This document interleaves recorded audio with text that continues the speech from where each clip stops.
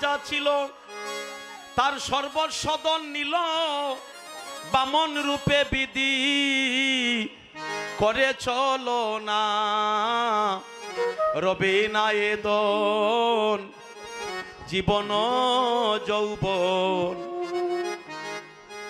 তবে কেন মন্তর এত বাসনা। তারপরে বলছে প্রহ্লাদ চরিত্র দেখো চিত্র দামে, কত কষ্ট পেল এই হরির নামে। প্রহ্লাদের চরিত্র দেখো চিত্র দামে, কত কষ্ট পেল এই হরির নামে। আহা, প্রহ্লাদ চরিত্র দেখো চিত্র দামে। বাবা বেঁচে থাকো বাবা, তোমরা অনেক বড় হও, কৃষ্ণ ভক্ত হও বাবা। কত কষ্ট পেল এই হরির নামে, তারে আগুনে পুরাইল, জলেতে ডুবাইল, তারে আগুনে পুরাইল, জলেতে ডুবাইল, তবু না ছাড়িল প্রহ্লাদ শ্রীনাম সাধনা, রবে না এ দন আমার জীবন যৌবন। তবে কেন মন এত বাসনা, রবে না এ দন। তারপরে কি হলো? কর্ণ রাজা ববে বড় দাতা ছিল, টোনটা চিকন করে। কর্ণ রাজা ববে বড় দাতা ছিল, অতিথি রূপে তার পুত্রকে নাসিল, তবু কর্ণ অনুরাগী না হইল দুঃখী, অতিথির মন রাজা পরে শান্ত না, রবে না এ ধন জীবন যৌবন। তবে কেন মন্তর এত বাসনা। আসতে, তাহলে কর্ণ রাজা ববে রাজা ছিল, রাজার তো অনেক ধন থাকে, কিন্তু রাজা বলছে আমি হচ্ছি দানবীর রাজা, আমি সারা জীবন দান করে গেলাম। হঠাৎ করে ভগবান তার বাড়িতে অতিথি রূপে আসছে, সাধারণ মানুষের রূপ ধারণ করে ভগবান অতিথি রূপে উপস্থিত, এসে বলছে তুমি নাকি দানবীর রাজা, দান করতে পারো? বলে হ্যাঁ, আমি সারা জীবন দান করেছি, বাকি জীবনটা করে যাব। বলে কারণ কি? বলে কারণ হলো একমাত্র জগন্নাথের দেহের সাথে যে মহাপ্রভুর দেহ বিলীন হয়ে গিয়েছে, উনি যখন সন্ন্যাস মন্ত্র নিতে গেলেন, আর এই সন্ন্যাস নেওয়ার পূর্বে মহাপ্রভু তার মাকে বলেছিল, মা তুমি যত ধর্ম করো কর্ম করো, কিন্তু আমার একটা কথা তুমি মনে রাখবে। কি কথা মা? মা একটা কথাই তোমাকে আমি বলতে চাই, আপনারা বাচ্চা কাছে এখন একটু কোলে থাকো, কেমন যদি এইগুলা করেন তাহলে অসুবিধা হয় কথা বলতে, যার যার কোলে রাখুন। ঠিক আছে, আমি আশীর্বাদ করলাম, জুতা নিয়ে তো পারে না, তারপর ছোট মানুষ, ঠিক আছে বাবা তুমি কৃষ্ণ ভক্ত হয়ে যাও, পরে আমরা গড়াগড়ি দিব, এখন জায়গায় জায়গায় বসুন। দোলা মাখার সময় হলো, যখন প্রেমের বাণ্ড বঞ্জন করা হবে। দোলা না হয় গোপীর পদে রেণু, সেই দোলা মাখিতে আসবে দেবকুল থেকে নন্দের গড়ের কানু। হরি বল, হরি তার বল। আগে আমরা বসে শুনতে হবে। আচ্ছা, তাহলে বললো তুমি দান করছো কেন? মহাপ্রভু বলেছিল মা, সচিরানীকে বলেছিল মা তোমার আমি একটা কথা বলে যাই সন্ন্যাসে যাওয়ার আগে। কি কথা নিমাই? মাগো অতিথি মুখ হলে ধর্ম যায় মা রসার তলে, ও মাগো ধর্ম কর্ম অতিথির সেবায়। কোনদিন কোনো অতিথি যদি মা তোমার বাড়িতে আসে, তুমি না খেয়ে হলো তার এক গ্লাস জল খাওয়াই দিবে। কেন বলছে? যদি কারো বাড়িতে কোনোদিন অতিথি ফিরে যায়, অতিথিকে যদি আমি সেবা না দিতে পারেন, তাহলে আপনি অতীতে বর্তমানে যত ধর্ম করেছেন, একজন অতিথি বিমুখ হলে আপনার সমস্ত ধর্ম রসার তলে চলে যাবে। হরি বল, হরি বল। এটা কে বলেছে? আমার মুখের কথা নয়, মহাপ্রভু নিজে তার মাকে বলেছে, পঞ্চমৃত দিয়ে তারে তুষ্ট করিতে নারে, সেই তুষ্ট অতিথি সেবায়। মহাপ্রভু বলেছিল মা কোনোদিন যেন কারো বাড়ি থেকে অতিথি ফিরে না যায়। এই জন্য অধিবাসের দিন আমি বলেছিলাম আপনারা সকলের চরণে ধরে এই কীর্তন সমাপন হওয়ার আগ পর্যন্ত যার যার বাড়িতে অতিথি আসবে, কীর্তনের ধ্বনি শুনে অনেক দূর থেকে অচেনা মানুষ আসবে, আমি সকলকে পায়ে ধরে বলেছিলাম হরিনাম যজ্ঞ সমাপন হওয়ার আগ পর্যন্ত এই বাড়ি থেকে, এই আঙ্গিনা থেকে একটা কুকুর পর্যন্ত যেন বিমুখ হয়ে না যায়। হরি বল হরি বল। কারো বাড়ি থেকে যেন কোনো অতিথি ফিরে না যায়। আপনি মাটিতে বসে থাকবে, অতিথিকে শুইতে দিবেন, অতিথিকে স্থান দিবে, তখনই আপনার কীর্তন, আপনার ধর্ম সফল হবে। এটা কে বলেছেন? মহাপ্রভু। তাই বলছে কর্ণ রাজা ববে বড় দাতা ছিল, অতিথি রূপে তার পুত্র কেনা ছিল, তবু কর্ণ অনুরাগী না হইল দুঃখী, অতিথির মন রাজা করল সান্ত্বনা। নিজের সন্তানকে দিয়া তবু অতিথিকে সান্ত্বনা করে দিয়েছে। ভগবান তাকে তরি দিয়ে অনাহাসে বৈকুণ্ঠ ধাম নিয়ে এলেন। বসো বাবা, এখানে বসো। আচ্ছা, আমরা পদে যে কথাটা বলেছিলাম, আপনাদের এলাকাতে দেবদেবীর পূজা হয় তো? কার কার পূজা করেন একটু বলেন তো দেখি। সবগুলোই হয়। দুর্গা পূজা, কালী পূজা, বিষ্ণু পূজা, চণ্ডী পূজা, সরস্বতী পূজা, খাওয়ার পূজা হয় না? তে তো ভুল করছে। কাকের পূজা করেন না? নারায়ণ। আচ্ছা, আগার পর বলছি না, সিরিয়াল তো একটা থাকবেই। বাবার ছেলে যদি বসে, আগে তো প্রণামটা বাবারই করতে হবে। হরিবল। তাহলে যারা দেখেছি পৃথিবীতে এসেছে সবাই হলো অবতার, আর একমাত্র কৃষ্ণ হলো ভগবান। একটা কলা গাছে যদি কলা ধরে, গাছ থেকে কলার দাম যদি বেশি হয়ে যায়, কিন্তু কলাকে কলা বলা যাবে, গাছ বলা যাবে? যত অবতার আসুক সবাই হচ্ছে ভগবানের অংশ, আর শিকড় গাছ হচ্ছে স্বয়ং ভগবান। আস্তে কথাগুলো মন দিয়ে শুনবেন। এদিকে একটু গল্প হইতেছে, আমি ফিলার লাগিয়ে আপনারা দেখতেছি না। আচ্ছা, দেবদেবীর পূজা করলে পদে বলেছে অন্য দুর্বাসনা কর্ম দেবার্চনা ধর্মাধর্ম ভস্ম হইল ইত্যাদি সকল। অর্থাৎ আগের দিনে পূজা বেশি হইতো দেবদেবীর, হইতো না? মাটি দি বানাইয়া খালি, খালি পূজা হয়তো। এই যে মাটি দি বানাইয়া খালি, সামনে দে ফাটা বলি, বরিয়া সাদের জুলি, মাতা লইয়া যায় বাবন, পুতুল প্রতিমা পূজা কলির যুগেও কারণ। হরিবল। কেন বলেছে? একমাত্র জগন্নাথ বা ভগবান শ্রীকৃষ্ণের চরণে তুলসী দিলে অনন্ত বিশ্ব ব্রহ্মাণ্ডের সকল দেবদেবীর পূজা হয়ে যায়। হরিবল হরিবল। একমাত্র কৃষ্ণ পূজা দিলে। তবু যদি আপনারা পূজা করতে চান, আমি সকলের চরণে ধরে একটা বিনীত প্রার্থনা করে যাই। আমি তো নতুন আসছি, যদি বাংলার বিভিন্ন প্রান্তে আর বেশি যাওয়ার জায়গা নাই, অপার বাংলা ভারত একাধিকবার গিয়েছি আমি আপনাদের এই স্থানে নতুন এসেছি, আমার ভাগ্যবশে জগন্নাথ এনেছেন আমাকে। তবে একটা কথা আমি সবাইকে বলে যাই। কি কথা? আপনাদের স্বামীকে, মা বাবাকে, স্ত্রী পুত্রকে বলবেন দেবদেবীর পূজা আপনারা করুন, তাতে কোনো অসুবিধা নাই। কিন্তু নিবেদনটা আমার ওই জায়গায়, দেবদেবীর পূজা করে কোনো মূর্তিকে রাস্তায় গাছতলায় দাঁড় করে রাখা যাবে না। এটা কোনো শাস্ত্রে নাই। না পেয়েছেন আপনারা কোনো শাস্ত্রে যে ইজল গাছের তলে রাখো, এরকম আছে? তাহলে আপনারা কি করবেন? এই কথাগুলা কোনো কীর্তনিয়া বলতে চায় না। তাই বলে আমাদের ধর্মটা এমন একটা পর্যায়ে গিয়ে দাঁড়াচ্ছে, মানুষ বিভিন্ন ধর্মের লোকরা আমাদেরকে তিরস্কার করে। কেন করে? আমরা বিভিন্ন জায়গায় কীর্তন করতে যাই। আমি সকলকে বিনীত প্রার্থনা করছি, আপনারা কালী পূজা করেন, সরস্বতী পূজা করেন। এই যে সামনে শ্রীপঞ্চমী আসতেছে, সরস্বতী পূজা হবে, কিন্তু পূজার শেষে কোনো মূর্তিকে রাস্তায় গাছতলায় দাঁড় করে রাখা যাবে না। তার কারণ হলো, আপনার বাড়িতে যদি মণ্ডপ থাকে, আপনি মণ্ডপে স্থাপিত করে রেখে দেন, নাশপাতি আর কমলা আর বেদানার কত দিবেন? এগুলা দিলেই ভগবান খুশি হয় না। সরিষার তেল দিয়া আর ঘি দিয়া মোমবাতি কতদিন জ্বালাবে? বলছে তোমার জ্ঞানের বাতি জ্বালাও, অনুরাগের মাধ্যমে। কিভাবে বলছে? অনুরাগ সলিতা নাই, জ্ঞানের বাতি কিসে জ্বালাই?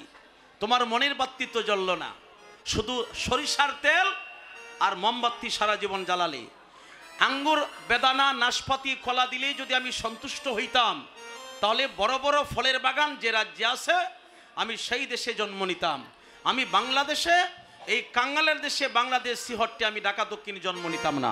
হরিবল হরিবল। তাহলে ভগবান কিসে সন্তুষ্ট হবে?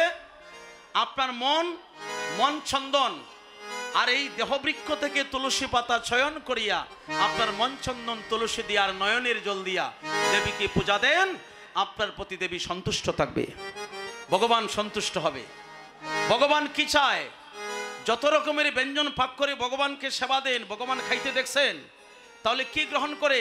তুমি কিভাবে আমাকে দিলে সেটা আমি তোমাকে দেখি, কতটুকু ভালোবাসা শ্রদ্ধা আমার প্রতি আছে আমি সেইটা দেখি।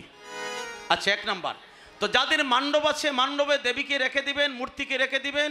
আর যাদের মণ্ডপ নাই, শ্রদ্ধার সহিত ব্রাহ্মণের দ্বারায় দেবতাকে যাত্রা করে আপনি বিশুদ্ধ জলে বিসর্জন করতে পারেন। হয়তো জলে বিসর্জন দিবেন আর মণ্ডপ থাকলে মণ্ডপে রাখবেন, কিন্তু কোনো মূর্তিকে রাস্তায় গাছতলায় দাঁড় করে রাখা যাবে না। কেন? বিভিন্ন ধর্মের লোকরা আমাদেরকে নিয়ে তিরস্কার করে। মিন্টু সরকার আপনারা সেদিন জগন্নাথ মন্দিরে লালমাটির কীর্তনে বললেন দেবতাকে পেতে হলে আরাধনা করতে হয়, কিন্তু আমরা তো দেখলাম তোমাদের হিন্দুদের দেবতা রাস্তাঘাটে পাওয়া যায়। তোমরা আমাকে পূজা করে রাস্তায় দাঁড় করিয়ে কেন আমাকে অপমান করছো? বিভিন্ন ধর্মের লোকজন তিরস্কার করে ওই দেখো সনাতন ধর্মের দেবতা রাস্তাঘাটে পাওয়া যায়, এমন কথা যেন কেউ বলতে না পারে। এই জন্য হয়তো জলে বিসর্জন দিবেন, না হয় মণ্ডপে রেখে দিবেন যদি সাধ্য থাকে। এক নাম্বার, গতকালের আগের দিন, এর আগের দিন আমি অধিবাস দিয়েছি 16 প্রহর, তো আজকে 4 দিন। অধিবাসের দিন আমার যে দুতিটা আপনারা দিয়েছেন, এই দুতির মধ্যে লেখা আছে শ্রীকৃষ্ণ দুতি, এবং দুই সাইডে একদিকে কৃষ্ণের ছবি আর একদিকে রাধারানীর ছবি। আপনাদের কাছে আমার বিনীত প্রার্থনা, আপনারা নয়, বহু জায়গায় আমারে খুশি করার জন্য বা সনাতন ধর্মের মানুষকে খুশি করার জন্য কোম্পানিরা এখন স্বয়ং ভগবানের ছবি এটার প্যাকেটে দেয়া দেয়, কিন্তু দুতি পরে আগরবাতির প্যাকেটে স্বয়ং রাধারানীর ছবি থাকে। যে রাধারানীর চরণে ভগবান শ্রীকৃষ্ণ দাসখত দিয়ে প্রণাম করে বলেছিল, হে রাধারানী, আজ থেকে তুমি আমার প্রেমের গুরু, আর তোমা হতে হবে বিশ্বের প্রেম শুরু। যে রাধারানীকে ভগবানও প্রণাম করে, সেই রাধারানীর ছবি দেওয়া হয় আগরবাতির প্যাকেটে, সেই কৃষ্ণের ছবি দেওয়া হয় দুতির প্যাকেটে। আপনারা আগরবাতি জ্বালাইয়া দুতি পরে আমার গোবিন্দকে অবশেষে আপনারা কোথায় ফেলে রাখেন? আমার জিজ্ঞাসা, বলেন কোথায় রাখেন? প্রত্যেক ঘর সেই আগরবাতি গিয়েছে, তার প্যাকেটে আজকে যার পূজা দিতেছি লক্ষ টাকা খরচ করে সেই ভগবানের ছবি প্যাকেটে তারা দিয়েছে, কিন্তু আগরবাতি জ্বালাও ভালো কথা, আমার গোবিন্দকে পরে কোন স্থানে তোমরা রাখো, কোথায় ফেলে রাখো? এই কথা কোনো কীর্তনিয়া বলে না।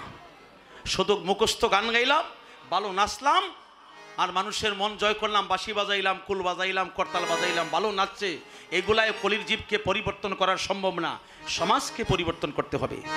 এগুলা কুসংস্কার পরিবর্তন করার দরকার আছে না নাই আপনার এখন? হ্যাঁ, দরকার আছে না? তাহলে সকলের কাছে আমার বিনীত প্রার্থনা, কোম্পানিকে বন্ধ করা যাবে না। কেন যাবে না? সিগারেটের প্যাকেটে লেখা দেওয়া হয় শ্বাসকষ্ট হয়, সিগারেট খাইলে কফ হয়, যক্কা হয়, এখন লেখা দিয়ে সিগারেটে মৃত্যু ঘটায়। এখন পড়াটা একদিকে পরে সিগারেটে মৃত্যু ঘটায় আর একদিকে জ্বালাই দেয়, এটা মানবে? স্বয়ং লেখা দিছে যে এই সিগারেট খাইলে মৃত্যু হবে, তবুও খায়।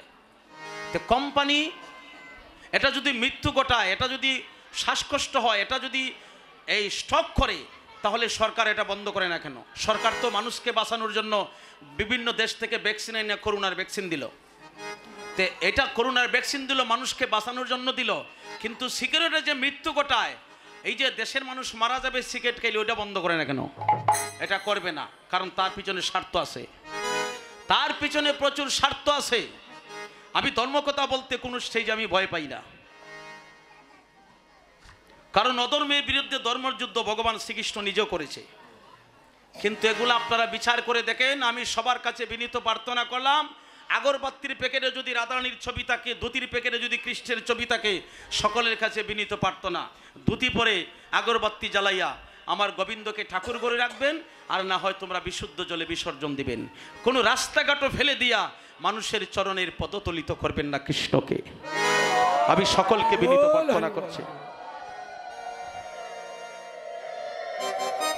কারণ এই বিষয়গুলো আমার নিজের চোখে দেখেছি। এক নাম্বার, আসতে আমি সকালে দাঁড়িয়েছি, মনে ভাবছি যে শেষ করে নিব, কিন্তু আপনাদের নীরবতার মাধ্যমে শেষও করতে পারছি না। আমার বলেছিল 2টায় শেষ করে নিব, কিন্তু 2টার উপরে বাজে।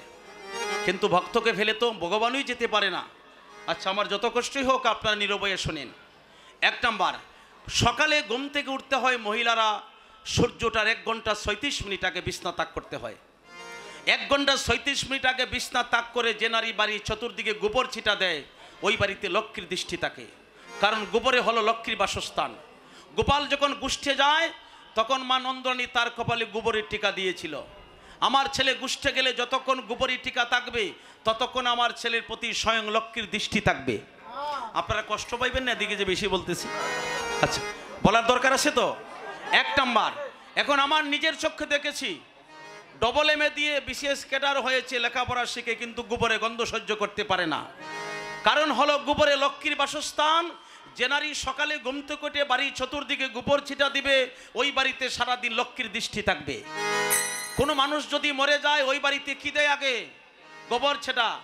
কোনো মানুষ যদি জন্ম হয়, ব্রাহ্মণ যদি ব্রত করতে আসে, আগে এসে কি বলবে? গোসনা নিয়ে আসো, তাছাড়া পবিত্র হবে না। তার কারণ গোবরে লক্ষ্মীর বাসস্থান। এক নাম্বার, এখন যদি গোবরের গন্ধ সহ্য করতে না পারেন তাহলে আপনি লক্ষ্মীভ্রষ্ট হবেন। যত টাকার মালিক হন, লক্ষ্মী যদি বিমুখ হয়ে যায় আপনাকে ডাক্তার করে দিবে মানা। সকালে একটা রুটি খাইও, দুপুরে 1 চামচের বেশি 2 চামচ ভাত খাবে না, সন্ধ্যার পরে 2টা রুটি খাইও। কিন্তু ব্যাংবরা টাকা মুখের গ্রাস কেড়ে নিয়েছে। কে নিল? আমি তোমাকে দিয়েছিলাম, আর আমাকে যখন তুই ভুলে গেলে আমার সমস্ত তোর মুখের গ্রাস পর্যন্ত আমি কেড়ে নিলাম। হরিবল। এক নাম্বার, আসতে। 2 নম্বরে আমি মায়েদের দিকে লক্ষ্য করে বলতে চাই, স্বামী ঘরে থাকা সত্ত্বে চুলের আগা কাটা নিষেধ। এটা আপনারা জানেননি? গ্রামের মানুষ একটু কম করে, শহরে একটু বেশি হয়। স্বামী ঘরে থাকা সত্ত্বে বুড়ি প্লাগ করা নিষেধ, এগুলো আপনারা জানেননি? আমি বলে যাই, আর আমার আনবেন কিনা জানি না, আমি সত্যটা বলে যাব। স্বামী ঘরে থাকা সত্ত্বে চুলের আগা কাটা নিষেধ, স্বামী ঘরে থাকা সত্ত্বে বুড়ি প্লাগ করা নিষেধ, স্বামী ঘরে থাকা সত্ত্বে কপালে টিপ দেওয়া নিষেধ।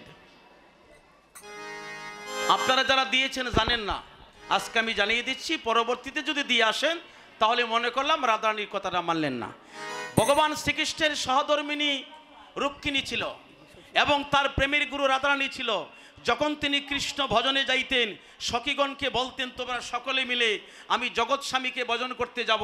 স্বামী তো 2 জন, একজন হলো নারীদের উপপতি স্বামী, আরেকজন হলো জগৎ স্বামী। পুরুষদের 2 জন করে স্ত্রী, একজন হলো সুমতি, আরেকজন হলো কুমতি। সুমতির 4টি সন্তান, এর মধ্যে 3টি ছেলে 1টি মেয়ে। কুমতির 6টি সন্তান। সুমতির 4টি সন্তানের নাম হলো জ্ঞান, বিবেক, বৈরাগ্য, আর একটি কন্যা হলো ভক্তি। এই 4টি সন্তান হলো সুমতির পুরুষদের। আর কুমতির 6টি সন্তান কাম, ক্রোধ, লোভ, মোহ, মদ, মাৎসর্য। এই 6টি সন্তান হলো কুমতির। আর মেয়েদের 2 জন স্বামী, একজন হলো উপপতি স্বামী, যার কাছে তোমার মা বাবা দান করে দিবে, আরেকজন হলো তোমার জগৎ স্বামী। রাধারানী বলেছে, আমার উপপতি স্বামীকে ছেড়ে যখন আমি জগৎ স্বামীকে ভজন করতে যাব, আমার কপালে তোরা লম্বা করে সিঁদুর দে। কেন? আমি যত লম্বা করে সীতায় সিঁদুর পরব তত আমার স্বামীর আয়ু বৃদ্ধি হবে। আসতে, বিষ্ণুপ্রিয়াকে যখন ছেড়ে চলে গিয়েছিল নিমাই, বিষ্ণুপ্রিয়া বলেছিল, আমার বয়স মাত্র 14 বছর, জীবের মঙ্গলের জন্য আমার স্বামী চলে গিয়েছে, আমি দুঃখ করব না। কিন্তু দুঃখ আমার একটাই, মায়ের কাছে গিয়া বলছে, মা দেখো,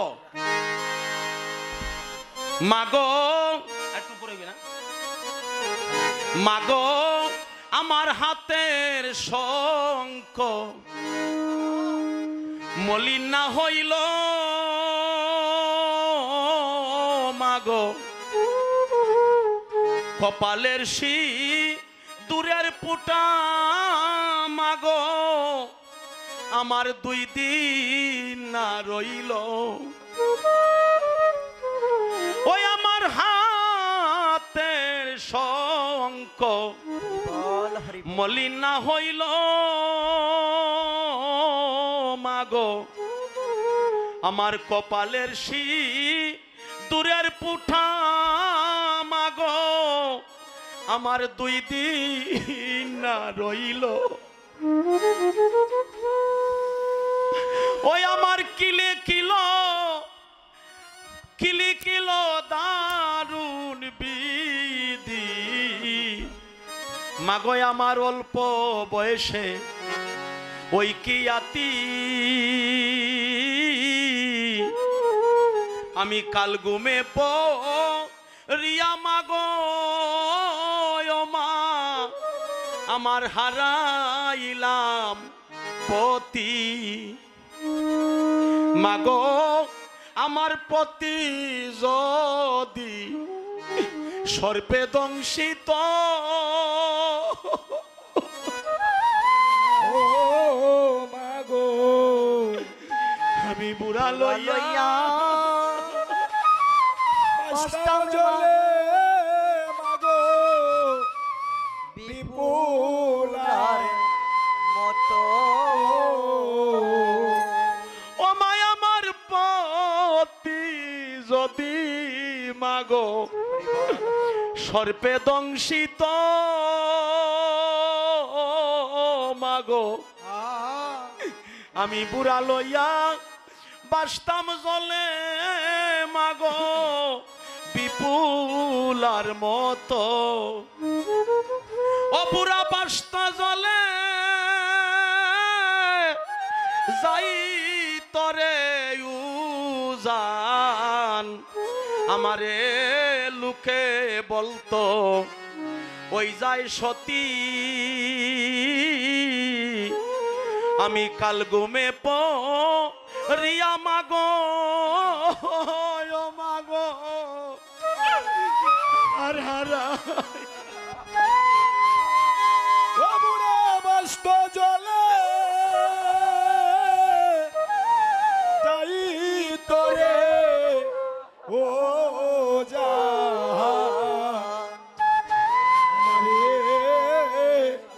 লোকে বলতো ওই যায় সতী কাল ঘুমে রিয়া মাগো ও মা হারাইলাম পতি আস্তে ও মাগো সন্ধ্যা কালে অতীত বারতি মাগো কিবা মন্ত্র দিয়া মাগো ও মায় আমার করলো ডাকাতি নিতাই গৌর হরিব।